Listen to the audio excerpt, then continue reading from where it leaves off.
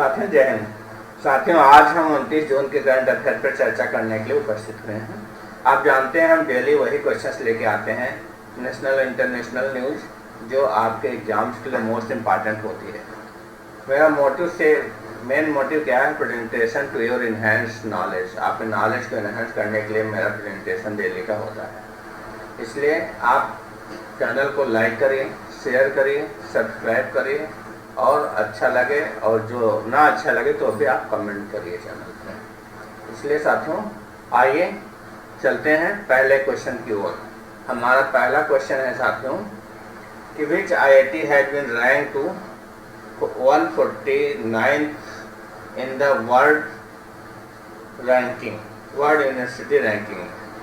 तो कौन सी IIT rank आपकी 149 रैंक आई है? सबसे पहले आपको ये जानना होगा कौन सी रैंक टॉप करी है। लेकिन इंडिया के रैंक के बारे में हम बात कर रहे हैं। IIT का मतलब हो गया आपका क्या है? इंडियन इंस्टीट्यूट ऑफ टेक्नोलॉजी जो होता है, इसलिए इंडिया नहीं लिखा है वहाँ पे। तो अगर आप जानते होंगे IIT बॉम्बे के बारे में सुना होगा आपने, तो IIT बॉम्बे क्या है आपका? IIT बॉम्बे का नाम सुना है आपने? तो IIT बॉम्बे ने ही 114th रैंक वर्ल्ड में पाई है IIT बॉम्बे।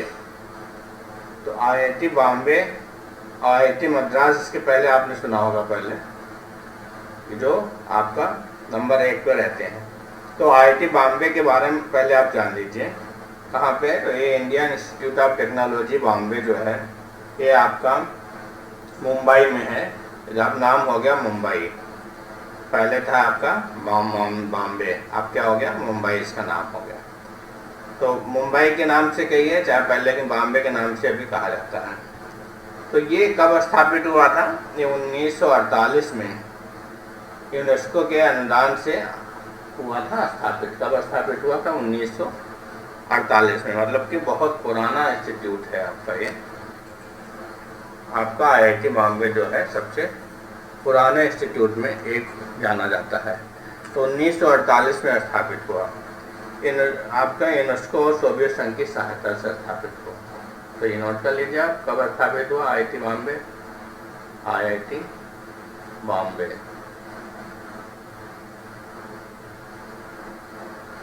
1948, बहुत पुराना है इसका मतलब। तो ये कितनी जमीन इसमें, मतलब कितने एरिया में फैला है? 550 एकड़ भूमि में फैला है। 550 एकड़,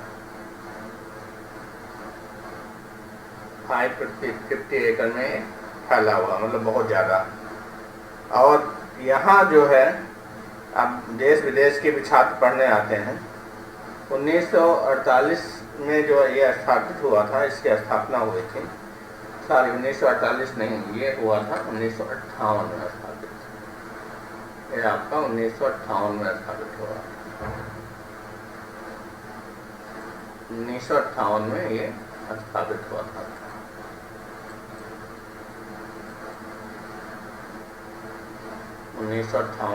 कर लीजिए यहाँ पे। तो ये 1958 में आपका स्थापित हुआ था। यहाँ नोट कर लीजिए 1958 में इसकी स्थापना हुई थी। इसका आदर्श वाक्य है ज्ञानम परमम ध्येयम, मतलब ज्ञान ही अंतिम लक्ष्य है। इसका आदर्श वाक्य क्या है? ज्ञानम परमम ध्येयम, ज्ञान ही अंतिम लक्ष्य है। और जो इसमें स्नातक करने वालों की संख्या है वो 2300 सीटें हैं स्नातक की। ग्रेजुएट की कितनी सीटें हैं? आपका UG की सीटें इसमें कितनी हैं? UG 2300 UG की सीटें हैं और PG की सीटें आपकी 2500 PG की सीटें हैं।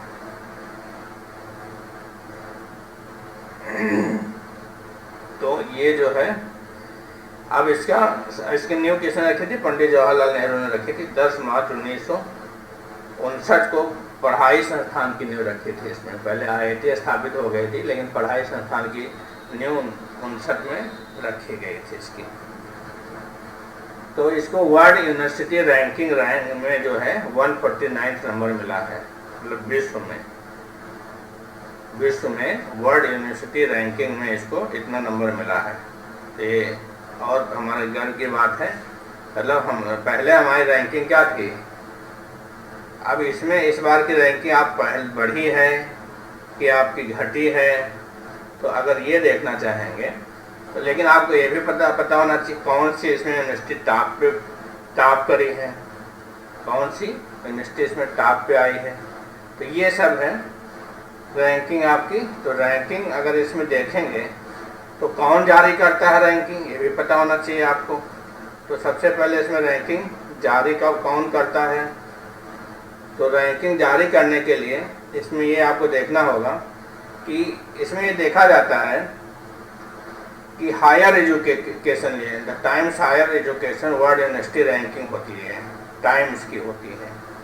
टाइम्स कौन है, टाइम्स हायर एजुकेशन कहाँ का है ये। इसमें रैंकिंग जो है 1799 यूनिवर्सिटीज जो है 104 देशों से इसका अध्ययन किया जाता है। कितने देशों से, 104 देशों से इसका अध्ययन किया जाता है। 104 कंट्री जो है इसमें, कंट्री जो है इसमें शामिल की जाती है अध्ययन में। कंट्री से 1799 यूनिवर्सिटीज का अध्ययन किया जाता है। उसमें इसमें जो है 13 मतलब 13 मेन पॉइंट लिए जाते हैं जिसके बिहाफ पे ये जारी की जाती है, जिसके बिहाफ पे ये जारी की जाती है। तो सबसे पहले यूनिवर्सिटी ऑफ ऑक्सफोर्ड आती है, नंबर 1 पे आई, फिर हार्वर्ड यूनिवर्सिटी आती है, फिर यूनिवर्सिटी ऑफ कैम्ब्रिज है। तो इसी तरीके से फिर आपकी स्टैनफोर्ड यूनिवर्सिटी आई है। इसी तरीके से इंडिया में हमारी बॉम्बे जो है IIT बॉम्बे 149 नंबर वर्ल्ड में उसको मिला है, 1799 यूनिवर्सिटीज के अध्ययन में पाया गया है। अगला क्वेश्चन है आपका, where is Hemis monastery festival celebrated. Hemis festival कहाँ सेलिब्रेट किया गया, तो ये 2 दिन का फेस्टिवल होता है। आपने हेमिश नाम सुना है, हेमिश कहाँ, हेमिश नाम अगर सुना तो आपको पता होगा कि हेमिश है कहाँ। तो वास्तव में लद्दाख में है हेमिश। जब लद्दाख में है, हेमिश पार्क का नाम आपने सुना होगा, हेमिश पार्क का नाम सुना, तो उसी हिसाब से हेमिश फेस्टिवल भी होता है। तो हेमिश फेस्टिवल त्यौहार क्यों मनाया जाता है ये भी पता होना चाहिए आपको। ये रिपोचेस को भगवान बुद्ध का अवतार माना जाता है, वहाँ के जो देवता है उन्हीं के उनके जन्मदिन पर या उन्हीं जन्मदिन पर ये मनाया जाता है। लद्दाख के सबसे बड़े और सबसे अमीर बौद्ध मठ हेमिश गोप्पा में मनाया जाता है, इसलिए इसका हेमिश फेस्टिवल इसका नाम है। इसका इसीलिए हेमिश फेस्टिवल नाम रखा है। कहाँ मनाया जाता है, लद्दाख में। इसमें पुरुष और स्त्रियां सब शामिल होते हैं, सब उल्लास के साथ इसको मनाते हैं आपका इस त्यौहार को। तो कहाँ मनाया जाता है आपको, एक तो लद्दाख में मनाया जाता है और यहाँ बौद्ध मठ है हेमिश गोप्पा। हेमिश गोप्पा लद्दाख में ये मनाया जाता है, बौद्ध मठ में मनाया जाता है हेमिश गोप्पा। हेमिश गोप्पा ये बौद्ध मठ है आपका। तो बौद्ध मठ में ये बहुत हर्षोल्लास से मनाया जाता है। उनके जन्मदिन पे ये त्यौहार मनाता है और 2 दिवसीय यहाँ पे आयोजन होता है लद्दाख में आपका, लद्दाख। तो ये फेस्टिवल 2 दिन मनाया जाता है, 2 डेज फेस्टिवल है। तो ये बहुत ही इम्पोर्टेंट है और यहाँ पे रिजॉइस करते हैं सब, अच्छी तरीके से मनाया जाता है क्योंकि भगवान बुद्ध को अवतार माना जाता था। ये रिम्पोचेस जो देवता होते हैं उनको माना जाता था। तो वैसे ये तिथि के अनुसार मनाया जाता है हेमिश फेस्टिवल। वेयर इज कहाँ मनाया जाता है, तो तिथि के अनुसार मनाया जाता है। तो जो इनकी पड़ती है, जो जन्म दिवस होता है उसके हिसाब से ये मनाया जाता है। जब भी जैसे लास्ट ईयर आपका 8 और 9 जुलाई को ये पड़ा था, ये फेस्टिवल मनाया गया था। तो ये फेस्टिवल किसके ऊपर, मतलब अगर किस कल्चर से संबंधित है तो बौद्ध कल्चर से संबंधित है। आपको पता होना चाहिए कि बहुत एक इम्पोर्टेंट जो देवता है इनके, उनको ये माना जाता है। वास्तव में ये रिप्रेजेंट किसको करता है? Richest display of Tibetan culture India. Tibetan culture को ये रिप्रेजेंट करने के लिए मनाया जाता है, मतलब तिब्बत कल्चर के लिए मनाया जाता है। रिप्रेजेंट किसको करता है? तो ये रिप्रेजेंट करता है तिब्बतन कल्चर को। तो तिब्बतन कल्चर को रिप्रेजेंट करता है आपका। अगला क्वेश्चन है हमारा, which operation has been launched by UP government for cow slaughter and child abuse cases. मतलब बच्चों को शोषण के मामले में, गाय को हानि पहुंचाने मामले में, स्लॉटर मतलब गाँव के काटने के बारे में बच्चों के लिए, तो कौन सा ऑपरेशन उसके विरुद्ध में, उसको रोकने के लिए कौन सा ऑपरेशन यूपी गवर्नमेंट ने चलाया है? तो अगर ये इसको बात करें तो ये कौन है? आपको पिक्चर में कौन दिख रहा है? ये तो जाना माना चेहरा है, सभी लोग जानते हैं। कौन है? तो ये है योगी आदित्यनाथ जी। योगी आदित्यनाथ जी हैं जो हमारे चीफ मिनिस्टर हैं यूपी के। उन्होंने ऑपरेशन चलवाया है क्या? Cow slaughter and child abuse cases के खिलाफ।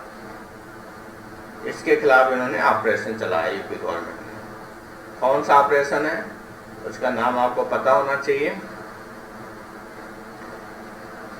तो नाम डाल लीजिए। कन्विक्शन, ऑपरेशन कन्विक्शन है। ऑपरेशन कन्विक्शन नाम है।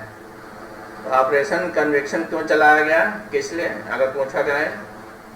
ऑपरेशन कन्विक्शन बहुत ही जो है जोर इसमें दिया जा रहा है सरकार द्वारा, कि इसमें देखा जाता है कि अभी भी इतना किया गया है, तब भी इसमें क्या है कि अंडर पास्को एक्ट के अंतर्गत कार्रवाई करना जो बच्चों के खिलाफ हो, दो रिलेटेड टू जो रेप होता है बच्चों के खिलाफ, मर्डर होता है, रॉबरी होती है, डकैती होती है, इलीगल रिलीजियस कन्वर्जन होते हैं, काउ स्लॉटर होते हैं, ये सब इस ऑपरेशन में इंक्लूड किए जाएंगे। ऑपरेशन कन्विक्शन जो होगा उसमें यूपी गवर्नमेंट जो क्या करेगी, apart from child sexual abuse cases file under POCSO act. POCSO act क्या होता है? जो आपके 17 वर्ष के नीचे जो बच्चे होते हैं उनके खिलाफ जो यौन उत्पीड़न वगैरह होता है वो सब दर्ज होता है। तो वो सब आपका ऑपरेशन कन्वेंशन के अंतर्गत शामिल किया जाएगा। तो यूपी गवर्नमेंट ने चलाया है इसको 30 डे ट्रायल के रूप में अभी तक चलाया है। क्या कराया है? 20 serious crimes. Operation convention Uttar Pradesh में 30 डे ट्रायल का 20 सीरियस क्राइम के अगेंस्ट में भी चलाया जा रहा है। जो सीरियस क्राइम होते हैं उसमें एवरी मंथ ट्रायल ऐसे कैसे लिए जाएंगे जो 30 दिन आपका फाइलिंग हो गया है और 30 दिन में उसमें चार्जशीट जल्दी से जल्दी फाइल करके और उसको दोषी को जल्दी जल्दी सजा दिलाने का प्रावधान रखा गया है। तो इसमें क्या क्या आएगा?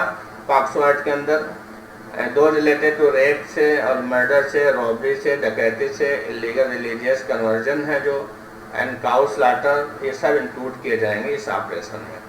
तो इस ऑपरेशन, तो ये ऑपरेशन अगर पूछा जाए कहाँ से रिलेटेड है तो ऑपरेशन कन्विक्शन जो है आपका यूपी से रिलेटेड है। मेनली यूपी पुलिस द्वारा गवर्नमेंट के आदेश पे ये चलाया जा रहा है। अगला क्वेश्चन है हमारा, हु लॉन्च सागर सामाजिक सहयोग। सागर सामाजिक सहयोग का मतलब आप समझ रहे होंगे, सागर का मतलब समुद्र से मतलब है। सागर का मतलब आपका समुद्र है। तो सागर सामाजिक मतलब सामाजिक सहयोग प्राप्त करने के लिए, जागरूकता फैलाने के लिए लोगों के, तो सागर सामाजिक सहयोग जो है ये लॉन्च किया गया आपका। तो किसने लॉन्च किया? ये आपको मंत्री जी दिख रहे हैं, तो अक्सर देखते रहते हैं, वो बताइए आपके कौन मंत्री हैं? तो ये हैं हमारे सर्बानंद सोनोवाल मंत्री हैं, केंद्रीय मंत्री हैं। तो CSR गाइडलाइंस के अंतर्गत न्यू CSR गाइडलाइंस सागर सामाजिक सहयोग लॉन्च किया गया है। सागर सामाजिक सहयोग, तो ये किस, पहले आप समझ लीजिए किस मंत्री द्वारा लॉन्च किया गया है। तो ये लॉन्च किया गया सर्बानंद सोनोवाल द्वारा, जो हमारे कैबिनेट मंत्री हैं। तो इनके द्वारा सागर सामाजिक सहयोग लॉन्च किया। सागर सामाजिक मतलब जितनी जागरूकता फैलाना है हमारे लोगों के प्रति। जो पोर्ट्स हैं इंडिया के समुद्र के किनारे, तो इनको will need allocate a specific percentage of their annual turnover of their corporate social responsibility project हैं, जितने प्रोजेक्ट हैं सोशल रिस्पॉन्सिबिलिटी, तो उसके अंतर्गत तो यूनियन मिनिस्टर ऑफ पोर्ट्स जो हैं आपके हैं सर्बानंद सोनोवाल जी, शिपिंग एंड वाटरवेज आयुष जो है सब देखते हैं सर्बानंद सोनोवाल जी। तो इनके द्वारा तो इन्होंने एक new corporate social responsibility guideline कहा है कि सामाजिक सामाजिक सहयोग तो मिनिस्ट्री ऑफ पोर्ट द्वारा संचालित किया जाएगा। इसमें क्या है कि लोगों से अपील की गई है कि जितना पोर्ट जो एनुअल टर्नओवर लेस देन जो 100 करोड़ है विल स्पेंड 5% ऑन CSR। तो ये CSR में मतलब स्पेंड किया जाएगा। CSR आपको पता है क्या है? CSR का मतलब है आपका corporate social responsibility, new corporate social responsibility, सागर सामाजिक सहयोग उसी को कहा गया है। इसी के अंतर्गत ये गाइडलाइन प्रदान की गई है कि जो कमेटी गठित होगी इसमें प्रोजेक्ट होंगे बहुत से, तो उसको देखेगी। CSR प्रोजेक्ट होंगे, प्रोग्राम होंगे, जो एक्टिविटीज़ फोकस की जाएगी। उसमें कुछ सेक्शन है, section 70 of the major port authorities की 70 हैं, उसमें ये किया जाएगा कि सोशल और इन्वायरमेंट वेलफेयर से रिलेटेड ही चीज़ें करी जाएँ। तो सागर सामाजिक सहयोग का मतलब ऐसी चीज़ें की जाए सागर के किनारे, पत्तन के किनारे जो जलमार्ग होते हैं और समुद्र के किनारे तट होते हैं, जो समाज के लिए उपयोगी हो, मानव जात के लिए, मानवता के लिए होती, इन्वायरमेंट के लिए उपयोगी हो, ऐसी ही चीज़ें की जाएँ। उसके विरुद्ध कोई चीज़ें ना की जाए जिससे समाज को नुकसान पहुँचे, इसलिए सागर सामाजिक सहयोग स्थापित किया गया है।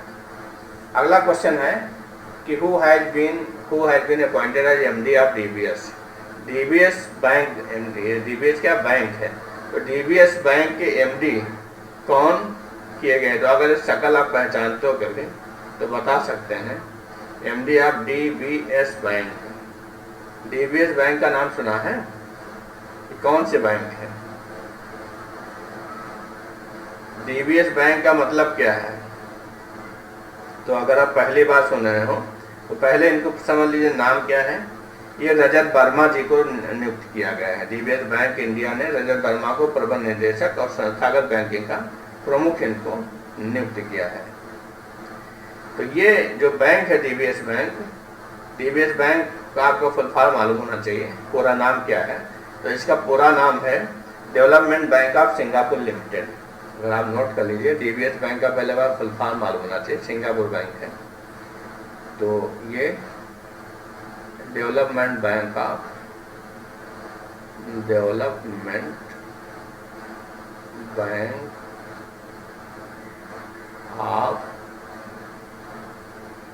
Singapore limited. तो सिंगापुर लिमिटेड ये है। तो DBS बैंक आपकी डेवलपमेंट बैंक ऑफ सिंगापुर है। तो सिंगापुर नाम याद रखिए। अगर आपको इसमें कंफ्यूजन हो कोई, तो थोड़ा गंदा लग रहा है तो मिटा देते हैं। सिंगापुर लिमिटेड नीचे लिख देते हैं जिससे आपको दिखाई दे। Sorry, bank of Singapore limited. तो ये DBS बैंक हो गई आपके। तो DBS bank Marina Bay Singapore में स्थित है। एक सिंगापुरी बहुराष्ट्रीय बैंकिंग वित्तीय सेवा निगम। तो इसमें इंडिया के जो हेड बनाए गए हैं आपके रजत वर्मा बनाया गया, प्रबंध निदेशक इनको नियुक्त किया गया है DBS बैंक का। रजत वर्मा को इसका प्रबंध निदेशक नियुक्त किया गया है आपको। तो MD जिसको मैनेजिंग डायरेक्टर कहते हैं। अब ये कहाँ पहले थे? ये HSBC इंडिया में थे पहले कहाँ थे? HSBC इंडिया, वो भी बैंक है। तो ये HSBC इंडिया से आए हैं। कहाँ से आए हैं अगर सब देखेंगे तो HSBC पहले HSBC इंडिया में काम करते थे। तो तो डीबीएस बैंक के देश प्रमुख को कारभार संभालने के लिए ये अब कहाँ जा रहे हैं? पहले HSBC इंडिया में थे, और फिर अब ये नीरज मित्तल का स्थान लेंगे। किसकी जगह नियुक्त करेंगे? नीरज मित्तल की जगह। नीरज मित्तल की जगह इनको नियुक्त किया गया है। तो ये हैं आपके रजत Verma. Who has organized a grand exhibition called Banking on World Heritage? Banking on world heritage किसने ऑर्गेनाइज किया है? अगर आप देखें तो इसका मतलब क्या है बैंकिंग ऑन वर्ल्ड हेरिटेज का? तो आपने सुना होगा बैंकिंग ऑन वर्ल्ड हेरिटेज। तो इसका मतलब क्या है बैंकिंग ऑन वर्ल्ड हेरिटेज का मतलब? अगर आप समझते होंगे तो जो यूनेस्को है वो विश्व धरोहर स्थल की प्रदर्शनी लगा रहा है। तो अपने यहाँ जो है इंदिरा गांधी राष्ट्रीय कला केंद्र ने बैंकिंग ऑन वर्ल्ड हेरिटेज को ऑर्गेनाइज किया है। इसमें अगर आप देख रहे हैं तो Indira Gandhi national centre for the arts ministry of culture उसने जो है इसको लगाया है। उन्होंने ये डिसाइड किया है कि इसको करने के लिए आपको मेनली क्या करना है? तो जितनी राष्ट्रीय धरोहरें हैं आपकी, जितनी राष्ट्रीय धरोहरें हैं वो उनको जो है एक एग्जीबिशन के रूप में प्रदर्शित करना है। तो एग्जीबिशन के माध्यम से, प्रदर्शनी के माध्यम से बैंकिंग एक वर्ल्ड हेरिटेज है ये पहल करना है, जिससे क्या होगा कि लोगों में जागरूकता आएगी और बैंकों में जितना भी आपके सांस्कृतिक धरोहर है, यूनेस्को की विश्व धरोहर स्थल की जो प्रदर्शनी है वो की जाएंगी। बैंक नोट्स की महानता और सांस्कृतिक विरासत इसका एक टॉपिक है। तो आपके इंदिरा गांधी राष्ट्रीय कला केंद्र जो है बैंकिंग ऑन वर्ल्ड हेरिटेज नामक एक प्रदर्शनी की मेजबानी कर रही है। तो इसमें क्या है, मनी टॉक्स की संस्थापक और स्वतंत्र विद्वान श्री रुक्मणी दहानकर द्वारा क्यूरेट की गई एक अनूठी प्रदर्शनी है जिसमें सब लोग इसमें भाग लेंगे। ये कब तक लगाई जाएगी? 30 जून से 9 जुलाई तक इसको आयोजित किया जाएगा। तो आप समझ लीजिए मतलब कल से आयोजित होगा 30 जून टू 9 जुलाई 2023 तक ये आयोजन किया जाएगा। होगा कहाँ आयोजन होगा आपको अभी बताएगा, Indira Gandhi national centre for its art and ministry of culture में इसको आयोजित किया जाएगा। इसमें होगा क्या, यह आयोजन इसलिए महत्वपूर्ण बनता है क्योंकि यह G20 शिखर सम्मेलन जो भारत अध्यक्षता कर रहा है, तो भारत की स्वतंत्रता के कितने 75 वर्ष और यूनेस्को के विश्व धरोहर सम्मेलन के 50वें वर्ष के साथ संरेखित है, इसलिए और इम्पोर्टेंट है।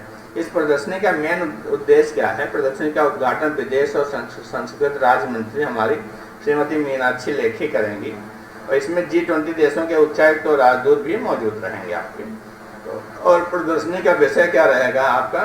तो वन अर्थ वन फैमिली इसका विषय रहेगा, जिसको वसुधैव कुटुंबकम कहते हैं।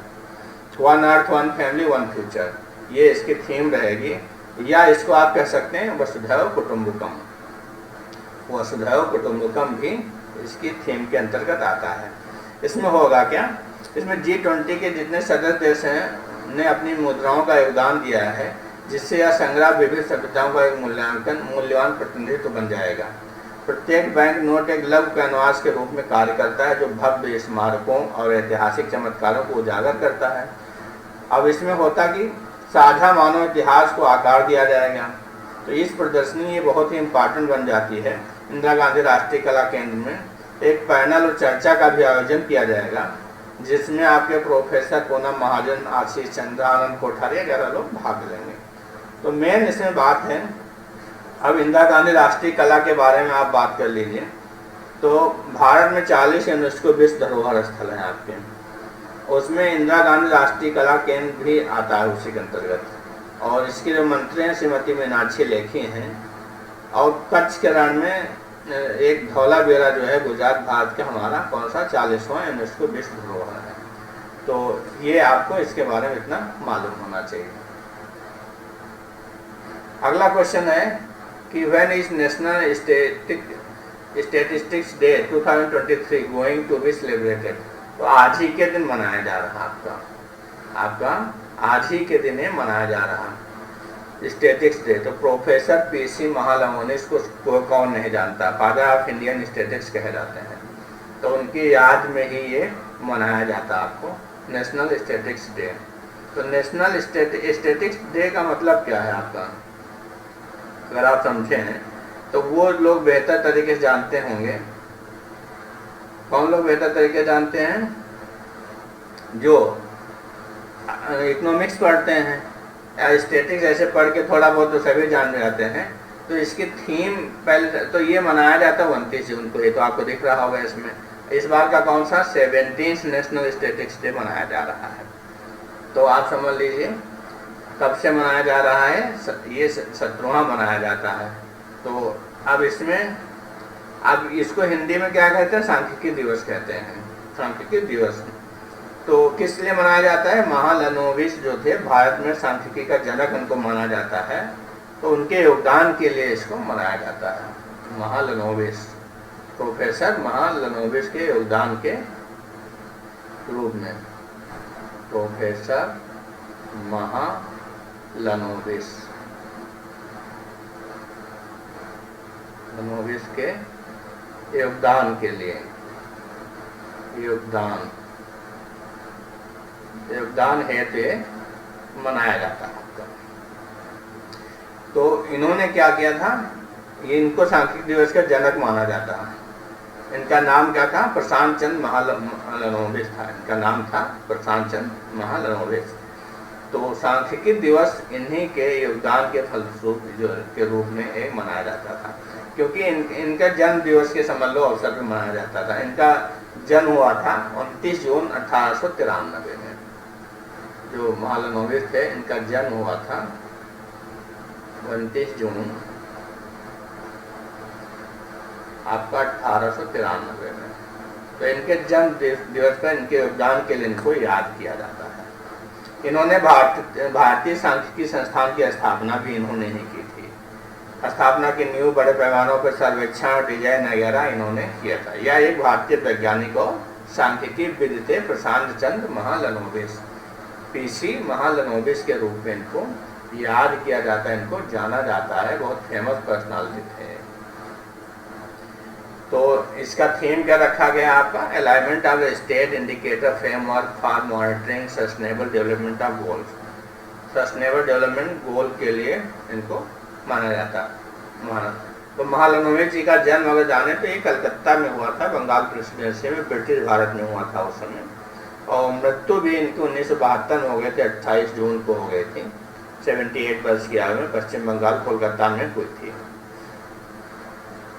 तो इनको पद्म विभूषण भी मिला है 1968 में। इनको पद्म विभूषण से भी ये सम्मानित थे।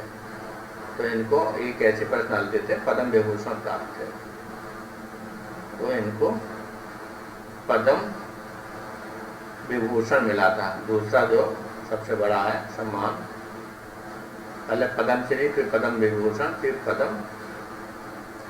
पद्म भूषण। पद्म भूषण होता, फिर पद्म विभूषण होता। तो ये सम्मान इनको प्राप्त हुआ था पहला। बहुत 1968 में इनको सम्मान दिया गया था। ब्रिटिश एम्पायर और Officer of the Order of the British Empire भी इनको 1942 में ही मिल गया था। तो क्षेत्र इनका गणित सांख्यिकी में महान योगदान था इनका।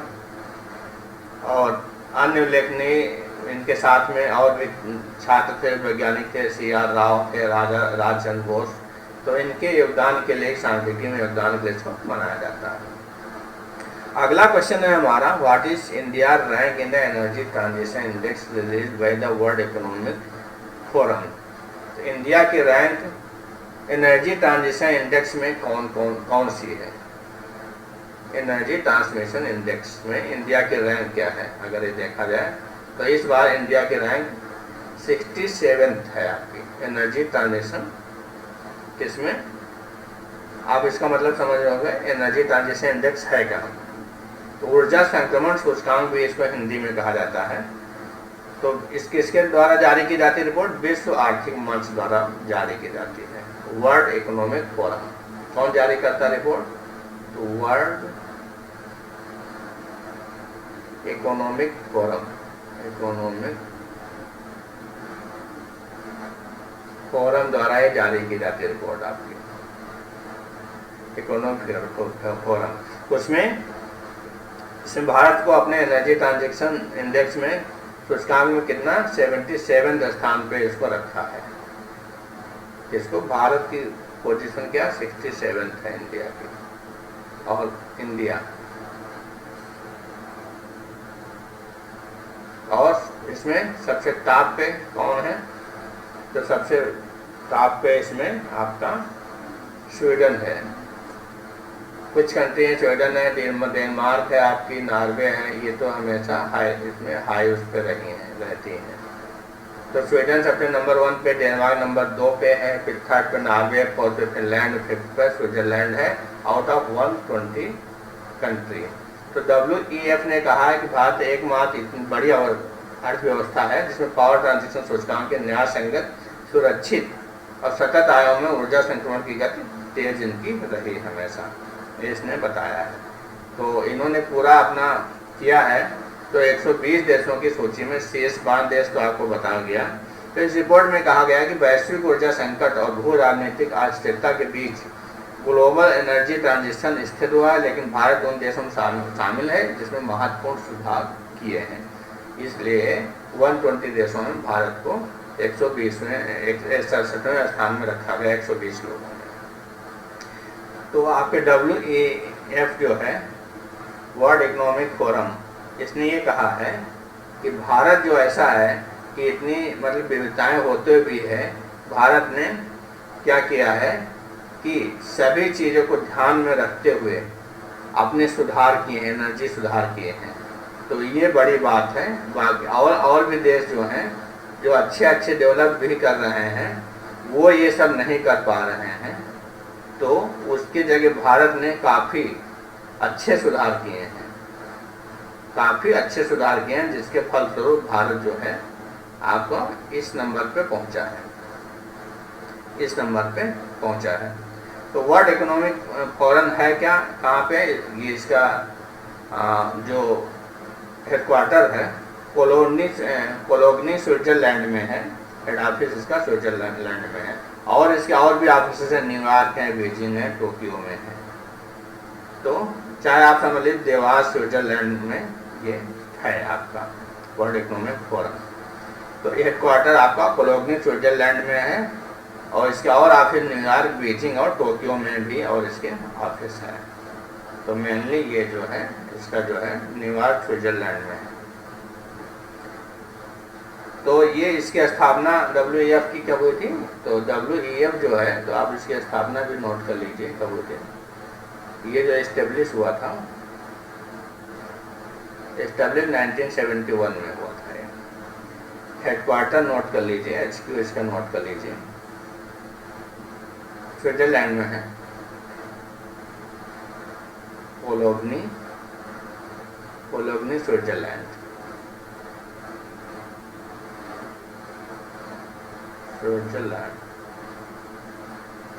में है आपका। मेन पर्पस क्या है इसका? International organisation for public private cooperation के लिए इसका फॉर्मेशन किया गया है। और इसके अन्य ऑफिसर न्यूयॉर्क, बीजिंग और टोक्यो में इसके अन्य ऑफिसर भी हैं, वो भी नोट कर लीजिए। अगला क्वेश्चन है हमारे साथियों, who has become the first bowler in world cricket to play 100 consecutive test में नाथन लियोन जो हैं आपके ऑस्ट्रेलिया के, उन्होंने लगातार टोटल 121 मैच खेले, उसमें लगातार जो 100 टेस्ट मैच लगातार खेलने वाले पहले बॉलर वर्ल्ड के बन गए हैं। तो टेस्ट मैच इन्होंने लगातार 100 खेल डाले हैं, और 30 के ऊपर की इनकी इकोनॉमी है, 495 विकेट ले चुके हैं। अभी एक कारनामा इन्होंने एशेज श्रृंखला जो चल रहे हैं इंग्लैंड और ऑस्ट्रेलिया के मध्य, तो सेकेंड जो टेस्ट मैच हो रहा है लॉर्ड्स में, उस ग्राउंड पे इन्होंने उसके दूसरे दिन 100वां कॉन्जिक्यूटिव टेस्ट मैच खेलने की उपलब्धि हासिल की है, सबको नहीं मिलती। तो ये बहुत बड़े खिलाड़ी बन गए हैं आपके नाथन लियोन। तो नाथन लियोन ऑफ ऑस्ट्रेलिया है taken part in 121 test matches so far and to 495 wicket with an average of 30.99, लगभग 31 के ओवर से उन्होंने लिया है। तो इन्होंने एक हिस्ट्री लिखी है, 100 consecutive टेस्ट मैच खेले हैं for the national team on Wednesday playing in the second Ashes test match against England at the Lord's cricket ground में। एशेज श्रृंखला चल रही है, उसका जो सेकेंड टेस्ट मैच खेल रहे हैं उसमें इन्होंने ये कारनामा पूरा कर लिया है। तो पहले बॉलर बन गए हैं कि 100 consecutive टेस्ट मैच खेलने वाले। तो पहला भी ऑस्ट्रेलिया ने जीता है ये टेस्ट मैच। अब ये जो दूसरा चल रहा है उसमें भी इनकी पकड़ अच्छी बनी हुई है।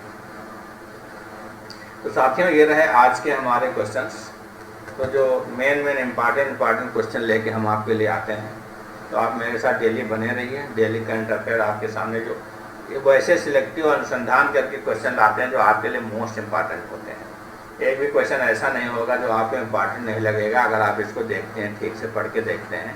तो इसको नोट डाउन कर लिया करिए, साथ ही साथ स्क्रीनशॉट ले लिया करिए, तो ये आपके लिए बहुत ही यूज़फुल रहेगा।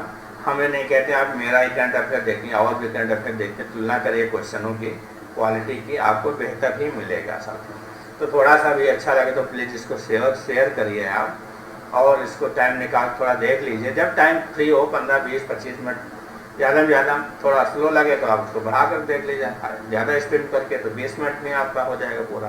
तो 20 से 25 मिनट के बीच का लेक्चर रहता है, तो बहुत बड़ा लेक्चर नहीं है। तो ये क्वेश्चन ऐसे होते हैं जो आपके करंट अफेयर के मोस्ट इंपॉर्टेंट होते हैं। डेली करंट अफेयर देखते रहिए। कैलीवर अड्डा का जितना भी करंट अफेयर पढ़ा है आप उसको रिवाइज कर लीजिए, और एक भी क्वेश्चन आपको ऐसा नहीं मिलेगा। क्वेश्चन का संग्रह बेस्ट रहेगा, अनुसंधान होंगे, रिलायबल रहेंगे, कोई भी जानकारी आपको इसमें गलत नहीं मिलेगी आपको, ये वादा है दोस्तों। पढ़ते हैं तो बहुत लोग बहुत जगह से हैं, उसमें बहुत सी जानकारी आती है तो वो गलत पाई जाती है। तो ऐसा है आपको विश्वास दिलाता हूँ, कभी कैलीवर अड्डा में आप नहीं पाएंगे।